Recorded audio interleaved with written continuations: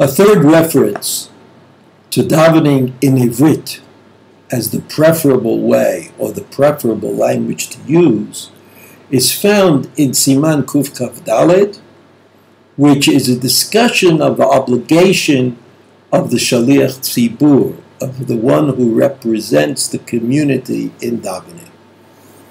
Lachar shesiyemu hatzibur tfilatam, the Shulchan Aruch says, when the community has finished davening, right, you have at least 10 people who are davening together and they finished davening, yachzor shliach tzibur hatfilah.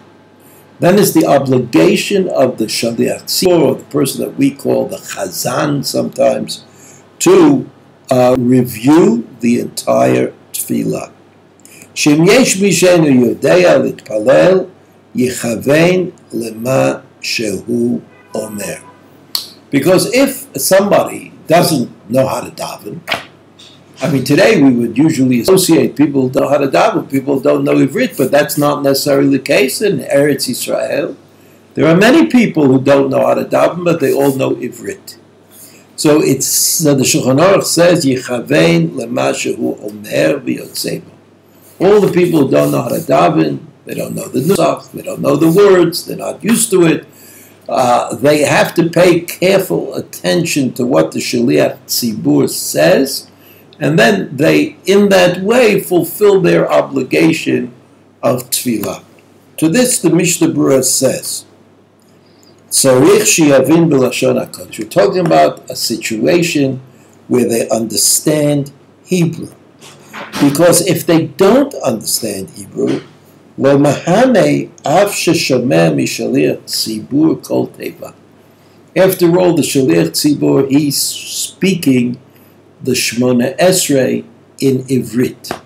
So in order to be Yotzei, in order to have kavanah, to have intention, to do what the Shaliach Tzibur is doing, it's absolutely mandatory to understand what the Shaliach Tzibur is saying.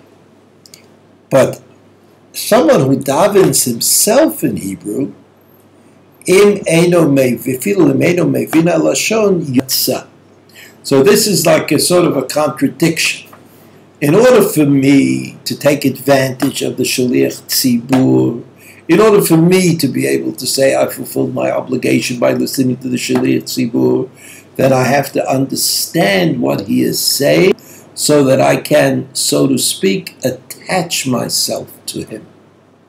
However, if I daven on my own and I say the words on my own, then even if I say words in Lashon HaKodesh, in Hebrew, that I don't understand so well, that I don't understand at all, I have fulfilled my obligation. I have fulfilled my obligation to daven. So that it turns out that having a shaliach is not always an advantage. Because while it's true that the shaliach is doing it for me, I nevertheless have an obligation to associate myself with the shaliach and the mitzvah that he is doing. And if I don't know what he's saying, if I can't follow the trend in the Shemona Esrei at all, then the Mishnah Berurah teaches us that you probably have not fulfilled your obligation. But, in line with what the Mishnah Berurah has already taught us, if a person davens on his own and doesn't understand all the words of the Shemona Esrei, he nevertheless is credited in heaven with davening, even though in the second case he did not understand every word that he said.